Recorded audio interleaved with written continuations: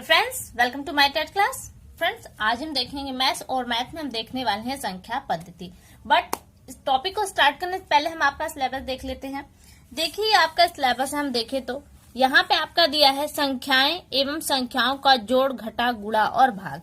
देखिए, अगर आप संख्याओं को समझ जाएंगे तो संख्याओं के जो जोड़, घटा, गुणा, भाग है वो तो आप कर ही लेंगे, क्योंकि बहुत ईजी है, वो छोटे छोटे बच्चे भी करते हैं। सिर्फ यहाँ पे आपको समझने के बेस पे ये दे दिया है और अंदर आपका तो बहुत कुछ इसमें जानना है, जहाँ पे आपको प्रथम सम संख्याओं का योग दिखाना है, प्रथम विषम संख्याओं का योग दिखाना है, कुछ इस तरह के पॉइंट्स भी आएंगे। अभी हम देखेंगे संख्याएं, जिसमें आपका संख्या पद्धति नाम का टॉपिक आ जाता है। तो देखिए, हम यहाँ पे देखते हैं संख्या पद्धति। यहाँ इसलिए टॉपिक का नाम ही हमने लिया है संख्या पद्धति। संख्या क्या है? देखिए, जब हम अंकों को दिखाते हैं, हम 1 2 3 4 5 करके अंकों को दिखाते हैं, तो यही अंक आपकी संख्या कहलाती हैं। कितने तक की होती हैं? देखिए, 1 2 3 4, इन्हीं सब अंकों से मिलकर आप कई संख्याएं बना सकती हैं। 24 हो गया, 25, 360 वगैरह वगैरह संख्याएं बना लेंगे। तो ये आपकी होती हैं संख्याएं, जो 1 से लेके आप 0 तक यूज करते हैं और इन्हीं संख्याओं से मिलकर अंकों को जोड़कर आप संख्याएं बनाते हैं।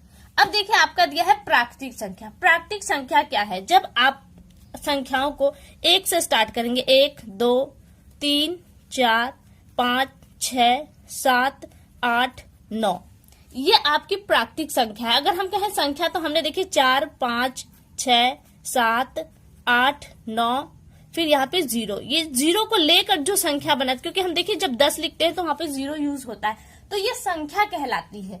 और यहाँ पे पूछा है प्राकृतिक संख्या। जब हम इस 0 को छोड़ देते हैं तो वो जो बची संख्याएं होती है वो हमारी प्राकृतिक संख्या होती है। तो यहाँ पे 1 से लेके 9 तक आपकी प्राकृतिक संख्या है। और सबसे छोटी प्राकृतिक संख्या कौन सी है?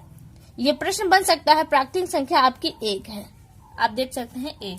और बड़ी संख्या तो आप कोई भी बड़ी संख्या बनाते चले जाएंगे, उस संख्या को पाना थोड़ा मुश्किल हो जाएगा। थोड़ा क्या, बहुत ही मुश्किल, क्योंकि जितने अंक आप ऐड करेंगे उतनी संख्याएं वो बढ़ती चली जाएंगी। तो सबसे छोटा आपका 1 प्राकृतिक संख्या है। आगे देखिए, पूर्ण संख्या दिया है। जब इन्हीं संख्याओं को हम 0 से स्टार्ट करते, जैसे यहाँ पे हमने लास्ट में देखा 0 को जोड़ ऐड किया और उससे हमारी संख्याएं बनी। तो यहाँ पे जो पूर्ण संख्या वो है ऐसे 0 से स्टार्ट होंगी, 1 2 3 4 5 6 7 8 एंड 9। तो ये आपकी क्या है? ये आपकी पूर्ण संख्या है। तो 0 आपका यहाँ पे क्या है? पूर्ण संख्या। ये हो गया प्राकृतिक संख्या, पूर्ण संख्या। यहाँ से प्रश्न बनेगा, प्राकृतिक संख्याओं का समुच्चय ढूंढिए। और आपको समुच्चय के रूप में 4-5 संख्याएं कॉमा लगाकर इस तरह से दी जाएंगी। 4 ऑप्शन दिए होंगे, उसमें से आपको छांटना होगा। आगे दिया है, देखिए सम संख्या। सम संख्या क्या है? जो संख्याएं 2 से डिवाइड हो जाती हैं वो संख्याएं आपकी सम संख्याएं हैं। जैसे आपका 2 4 6 8 10, इसी तरह कोई भी 1000 ले लीजिए, 12000 ले लीजिए। और इसका जो पैटर्न क्या, देखिए 2 से जो संख्याएं विभाजित होंगी उसका कैसे जानेंगे कि 2 से विभाजित है? तो कोई इतनी बड़ी बड़ी संख्या, उसके पीछे अगर लास्ट में 0 2 4 6 और 8, ये 5 अगर अंक है, चाहे कितनी ही बड़ी संख्या क्यों ना हो, उसके पीछे अगर ये संख्याएं हैं तो आप समझ जाइए कि आपकी 2 से डिवाइडेड संख्या है और 2 से डिवाइड होने के कारण वो आपकी सम संख्या कहलाएगी। अब देखिए विषम संख्या। जो 2 से डिवाइड हो जाए वो संख्या आपकी सम संख्या होगी, लेकिन जो 2 से डिवाइड न हो वो संख्या आपकी क्या कहलाएगी? वो विषम संख्या कहलाएगी। जैसे हम 3 ले लेते हैं, 9 ले लेते हैं, 11 7, ये ऐसी संख्या है जो 2 से डिवाइड नहीं होंगी और क्या है? ये आपकी कहलाती हैं विषम संख्या है। अब देखिए भाज्य संख्या क्या है और क्या है अभाज्य संख्या। अब यहाँ पे अभाज्य संख्या है, तो पहले आप भाज्य संख्या देखिए। भाज्य संख्या की जो डिफिनेशन है वो है कि कोई संख्या, मैं लिख देती हूँ, कोई संख्या है, कोई संख्या अगर वो 1 2 और कोई अन्य संख्या से डिवाइड हो जाए, कोई अन्य संख्या से अगर वो डिवाइड होती है, यानी कि 3 संख्या 1 2 और ये इसको लेकर 3 संख्याओं से अगर वो संख्या डिवाइड होती है तो आपकी भाज्य संख्या कहलाएगी। जैसे हम 4 ले लेते हैं, 4 को हम अगर 1 से काटे, देखिए 1 से तो सारी संख्याएं कट जाएंगी, इसलिए यहाँ पे 1 होना भी जरूरी है। 1 से भी कट जाएगा, 2 से भी कटेगा और ये संख्या 4 स्वयं से भी कटेगी। अभाज्य की जो डिफिनेशन उसे देख लीजिए। अभाज्य का मतलब होता है कोई संख्या हो जो 1 से कटे और स्वयं से कटे। स्वयं से कटे, यानी कि दो संख्याओं से वो कटती है तो वो संख्या अभाज्य कहलाती है। जैसे हम एग्जाम्पल में ले लेते हैं 3, एग्जाम्पल में 3 ले लिया। देखिए 3 आपका या तो 1 से कटेगा या तो स्वयं से कटेगा। तो आप देख रहे हैं तो यहाँ पे 3 क्या है, आपका अभाज्य संख्या है। भाज्य संख्या क्या है, भाज्य संख्या कहने का मतलब है वो 1 से कटे, स्वयं से कटे और कोई अन्य संख्या से कटे। तो देखिए 4 हमने एग्जाम्पल में लिया है, 4 का आप 1 से काट देंगे, 4 स्वयं से भी कट रही है और कोई अन्य संख्या अर्थात हम यहाँ पे 2 ले, या तो स्वयं हो गया तो ये 2 से भी डिवाइड हो रही है। तो यहाँ आप देख सकते हैं कि 4 आपकी भाज्य संख्या है, जो 3 संख्याओं से कटे, स्वयं के और 1 के अलावा वो भाज्य संख्या है, और जो केवल स्वयं से और 1 से कटे वो अभाज्य संख्या आपकी कहलाती है। आगे देखिए अंकित मान क्या है। अंकित मान देखिए कोई संख्या हम ले लेते हैं, जैसे हम ले लेते हैं ये हमने ले लिया और यहाँ पे पूछा जाए कि 1 का अंकित मान। अंकित मान होता है जो उस अंक का मान हो। तो अंक देखिए यहाँ पे अगर 1 का पूछे तो 1 का जो स्वयं का मान है वो तो 1 ही है। अगर यहाँ पे 5 का पूछे तो 5 का भी स्वयं का मान, यानी कि उसके अंक का जो मान है वो उतना ही होगा। 5 है तो 5 ही उसका होगा। तो यहाँ पे किसी भी संख्या का अगर अंकित मान पूछे तो वो ही अंक होता है। यहाँ पे अगर 3 का अंकित मान पूछे तो वो 3 ही होगा, यही हो जाएगा आपका आंसर। लेकिन यही कहीं स्थानीय मान पूछे, यहाँ पे देखिए दिया है स्थानीय मान।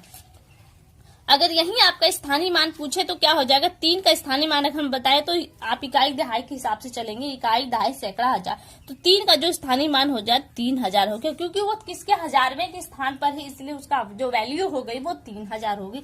वही 100 को देखे तो सैकड़े के स्थान पर है, इसलिए इसका मान जो हो गया वो 100 हुआ। यानी कि अगर उस स्थान के हिसाब से हम उसकी वैल्यू देते हैं, वही अंकित मान क्या होता है, जो उसके अंक का जो मान होता है वो उसकी वैल्यू होती है। अब आगे देखिए पूर्ववर्ती संख्या हमने यहाँ पे लिया है, यहाँ पे है पूर्ववर्ती संख्या। पूर्ववर्ती संख्या क्या होती है, देखिए हम कोई संख्या लेते हैं, पूर्व में होता है पहले, जैसे बाल्यावस्था हमने आप पढ़ते हैं, जब बाल विकास पढ़ते हैं तो पूर्व किशोरावस्था, पूर्व बाल्यावस्था। तो ये पूर्व शब्द किसे चल रहा है, जो बाल्यावस्था है उससे पहले की अवस्था को इंगित कर रहा है। लेकिन उत्तर बाल्यावस्था करें तो क्या होता है, इस बाल्यावस्था के बाद की जो अभी आने वाली है, या जो बाल्यावस्था के बाद की अवस्था है।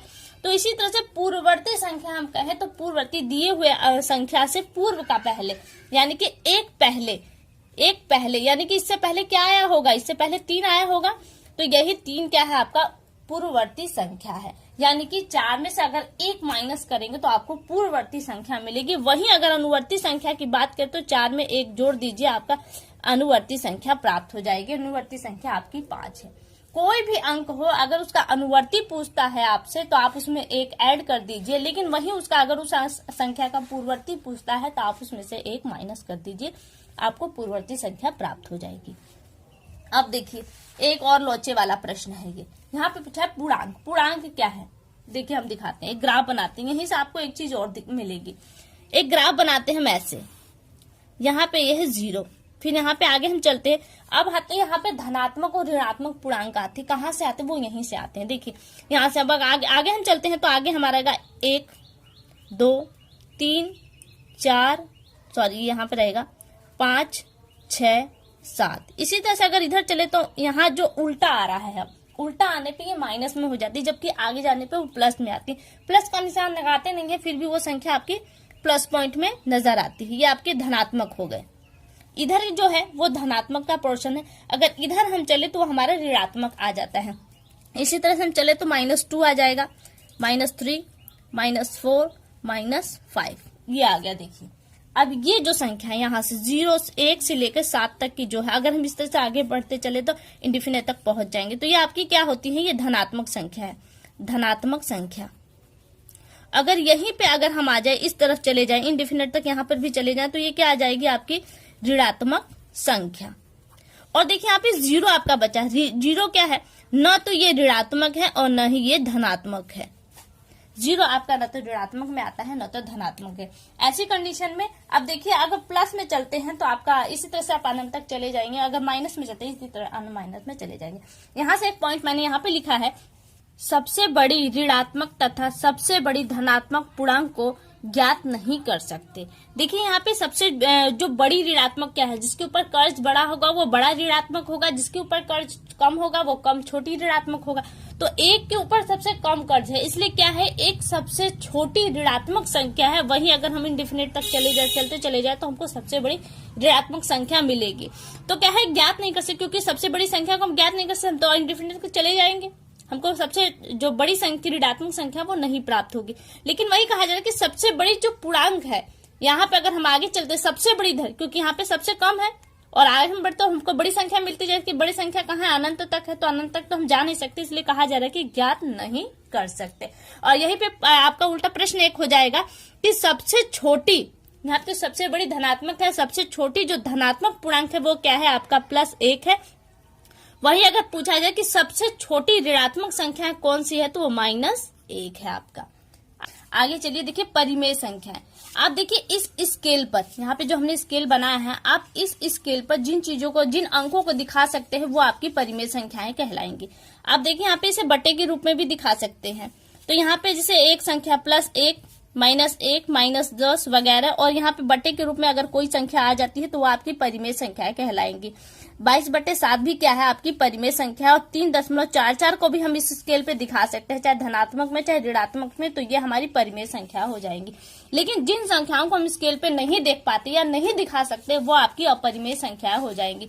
जैसे देखिए पाई का मान 22/7 है। देखिए 22/7 को हम स्केल पे दिखा सकते हैं, लेकिन पाई को स्केल पे नहीं दिखा सकते, इसलिए पाई क्या है, आपका अपरिमेय संख्या है।